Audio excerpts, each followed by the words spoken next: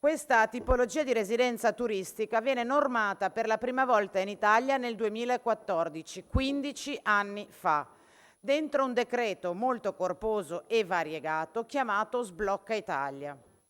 Un provvedimento che conteneva una serie rilevante di misure in materia di infrastrutture, edilizia, ambiente, energie. Erano tutte norme che avevano l'obiettivo di accelerare e rilanciare gli investimenti in una fase storica molto delicata e non semplice che tutti ricorderete per il nostro Paese, il 2014. Da allora molte regioni si sono prontamente attivate per adeguare le previsioni generali della normativa nazionale alle loro specificità territoriali, coerentemente con la natura mista Stato-Regioni della competenza di materia. Prima fra tutte di queste regioni, per esempio, la Regione Lombardia, che approvò una legge sui condotel nel 2015. Soltanto diversi anni dopo, nel 2018, è stato emanato anche il relativo DPCM, proprio in attuazione del decreto legge 133, e sono state più precisamente, più specificatamente definite le caratteristiche e le condizioni di esercizio dei condotel. Allora, in questo quadro mi sento di dover fare alcune considerazioni di premessa, anche alla luce della relazione che ha fatto il Presidente Soranzo. Ora, Presidente Soranzo, non siamo di fronte ad una lungimirante differenziazione dell'offerta. È forse più sensato definire questo intervento come una modalità di riconversione commerciale di strutture alberghiere in difficoltà, in crisi o chiuse. Chiamiamo le cose col loro nome.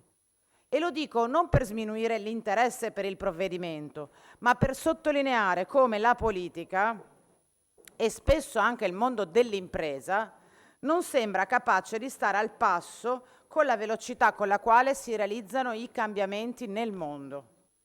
Perché se è vero che tra le nuove abitudini di consumo del prodotto turistico l'offerta alberghiera tradizionale può lasciare spazio ad un'offerta meno rigida e più simile alla residenza, è altrettanto vero che in questi 15 anni la stragrande maggioranza di questa nuova domanda è stata già intercettata dalle locazioni turistiche, fenomeno che infatti travolge, anzi ha già travolto una larga parte del mondo turistico. Possiamo citare i dati del turismo del Veneto come dati positivi in crescita, a condizione che raccontiamo del fatto che la forma di ricettività che va più di moda in questa regione e che ha la crescita più elevata è proprio quella delle locazioni turistiche.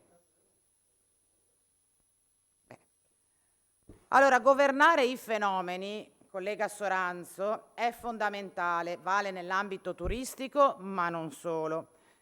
Il tempo in cui, finché non decideva la politica, il mondo si fermava, è un tempo passato. Oggi il mercato detta le regole, definisce le catene del valore, assegna priorità e condiziona la distribuzione della ricchezza.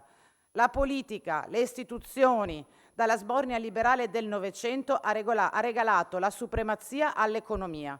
Questa scelta della politica della Regione del Veneto ha un costo e un limite. Il costo, primo fra tutti, quello che sperimentiamo tutti i giorni in diversi comparti, è quello dell'iniquità nella distribuzione. Se anziché essere la politica e il mercato che fa le regole, la distribuzione è iniqua. Il limite, quello rappresentato appunto dalla politica, che non va a modificare alla radice questo sistema, ma si limita, quando va bene, a tentare di correggere alcune piccole storture.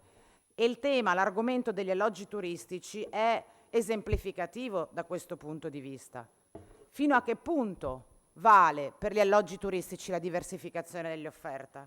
Fino a che punto saremo in grado, ci assumeremo la responsabilità di voler tamponare, normare, contenere un fenomeno che sta già travolgendo non solo il comparto turistico ma anche la vivibilità delle nostre città? Quando saremo in grado di affrontare questo argomento non seguendo le regole del mercato e del capitale, ma la tutela del consumatore?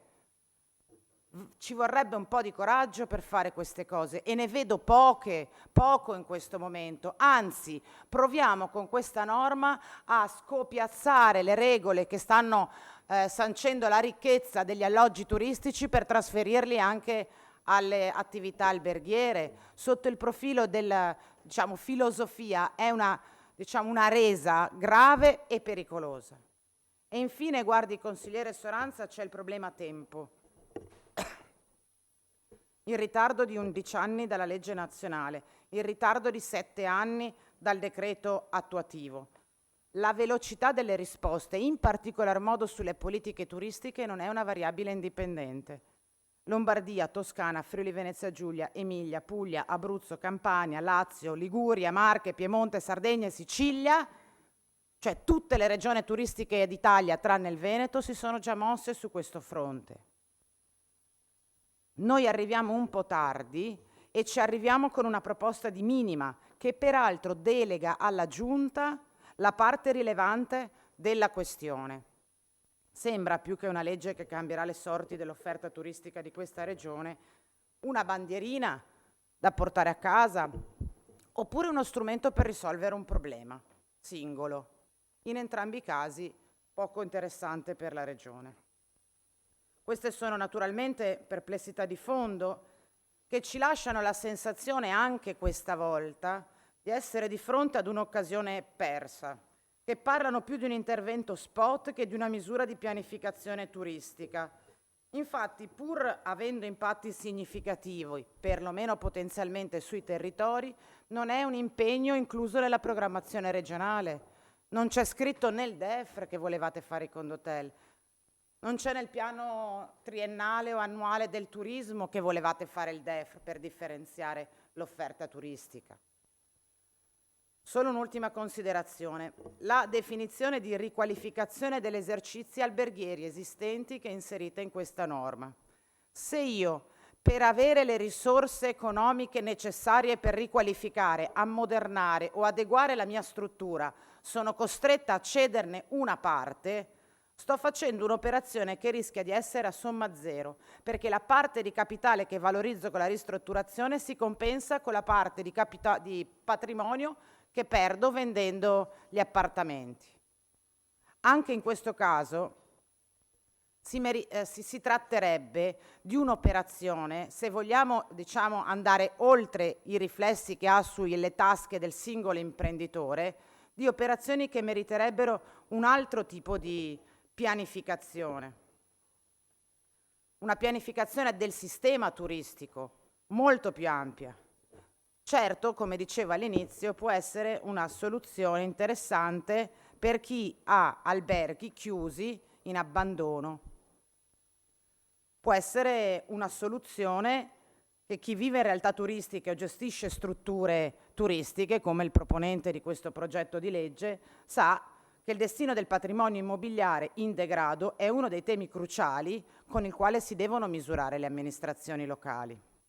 In particolare, quelle amministrazioni locali di destinazioni turistiche mature, come molte di quelle venete, certamente, collega Soranzo, le nostre terme, ma anche le spiagge con il turismo di massa. Allora, trasformare direttamente o indirettamente in maniera surrettizia questo patrimonio alberghiero in residenziale era la ricetta preferita delle politiche turistiche del Novecento, quando le imprese alberghiere pensavano di farsi concorrenza riducendo il numero dei posti letto e dimostrando, la storia turistica, che era una soluzione inefficace. Allora io vi invito a non riproporre schemi che nascono già vecchi e che rischiano per certi versi di indebolire la qualità della nostra offerta turistica. Questa tipologia di struttura ricettiva arriva in Veneto già vecchia di 11 anni e basterebbe osservare la velocità e la profondità dei cambiamenti del turismo in questi soli 11 anni per capire di cosa stiamo parlando. Ultimo aspetto su cui richiamo l'attenzione dei colleghi. Il decreto del Presidente del Consiglio dei Ministri, che pone le condizioni precise per l'esercizio di queste strutture, definendo il numero di camere minimo, la loro ubicazione, la loro superficie delle unità abitative, la presenza della portineria unica, le modalità di gestione, gli obblighi delle parti, la tipologia della riqualificazione necessaria, è un DPCM che restringe l'ambito di applicazione rispetto a quello definito dalla legge nazionale. E secondo voi perché? Perché evidentemente la sola legge nazionale aveva aperto nelle diverse regioni ad un abuso dello strumento. Perché i rischi, cioè che questo strumento si presti ad interventi non esattamente in linea, diciamo così, con le intenzioni del legislatore, erano e sono elevate. E altrettanto elevata sarebbe la necessità di bilanciare gli interessi degli operatori con la salvaguardia della natura prevalentemente ricettiva della struttura. Questo è un vero tema importante di cui non vi è traccia dentro la proposta di legge. Lo dico perché il terzo interlocutore di questi processi, che non c'è, dovrebbe essere l'amministrazione locale, al quale fanno capo le responsabilità relative tanto alla pianificazione urbanistica quanto alla vocazione economica del proprio territorio.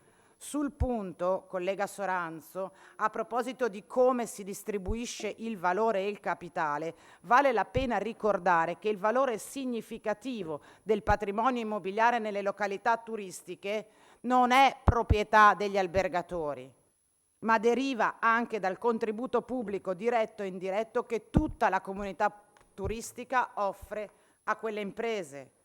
Ecco perché se si vuole preservare un minimo di progetto condiviso e valore collettivo, il punto di vista delle amministrazioni locali rispetto a questo tipo di operazioni, la possibilità di governarle sul proprio territorio, è una discussione tutt'altro che banale e che non andrebbe delegata allo strumento attuativo della Giunta. Per esempio, inserire l'approvazione di questi progetti di cambiamento all'interno degli atti di pianificazione territoriale, garantire ai comuni adeguati strumenti di vigilanza e controllo anche in fase preventiva sui progetti di trasformazioni, sono alcuni dei temi che abbiamo sentito sollevare durante le audizioni in Commissione e che non trovano minimamente accoglimento in questo testo che arriva in Aula. Collega Soranzo, a me non sfugge quanto sia complesso trovare un punto di equilibrio tra i diversi interessi che ho provato a rappresentare, ma senza questo tipo di approccio che si fa carico della complessità e della necessità di governare i fenomeni in corso, è difficile risolvere i problemi in generale, ma anche quelli del comparto turistico. Soltanto attraverso un intervento organico, ampio, preciso, senza deleghe alla Giunta, magari all'inizio della legislatura, con un coinvolgimento ampio degli stakeholder, si possono cogliere le opportunità dello strumento e si possono innescare meccanismi di protezione dai rischi di cui vi ho parlato. Anche i meccanismi possibili di semplificazione che molte regioni hanno perseguito possono trovare spazio solo se inseriti in un sistema equilibrato di potere. Io non sono contro le semplificazioni, sono contro quando le semplificazioni vengono proposte dentro un meccanismo sregolato, senza controlli. Insomma, consigliere Soranzo, dal mio punto di vista, per fare una cosa fatti bene, servirebbero idee chiare. Io in questo progetto di legge non le vedo. Che poi, guardate, concludo Presidente, che questo approccio, quello dell'intervento spot, quasi emergenziale, quasi caso per caso, è sempre l'approccio che avete quando in questa regione si prova a parlare di politiche industriali. Non c'è programmazione, non c'è investimento, non c'è analisi di impatto. Io non lo so potenzialmente quante potrebbero essere le strutture alberghiere in Veneto interessati da questa norma. E come al solito, quando si parla di politiche industriali, la risposta che arriva dal centrodestra è una soluzione di minima, che delega al privato la valutazione. Io ti do uno strumento, poi decidi tu se ti conviene utilizzarlo e in che modo ti conviene utilizzarlo. decidi tu qual è la destinazione turistica nella quale questa cosa può funzionare oppure no. Decidi tu in quale parte della città realizzare o meno questo intervento. Decidi tu a chi rivolgere come clientela questo tipo di alternativa. Questo approccio alle politiche turistiche che non governa, non prova neanche a governare i fenomeni in corso, ma magari ad andare incontro a qualche semplice richiesta di qualche singolo imprenditore, è un approccio che danneggia il sistema turistico regionale, lo impoverisce. Non c'è dunque una contrarietà di principio ad una norma del genere, anche perché esiste la norma nazionale, anche perché l'hanno già adottato tutte le altre regioni, ma davvero ci sembra poca cosa rispetto alle grandi sfide che le nostre comunità turistiche dovrebbero affrontare in questi anni. Insomma, un'occasione persa per cui il turismo, anziché essere considerata un comparto di politica industriale, è ancora una volta considerato semplicemente come un modo per accontentare qualcosa o qualcuno. Grazie.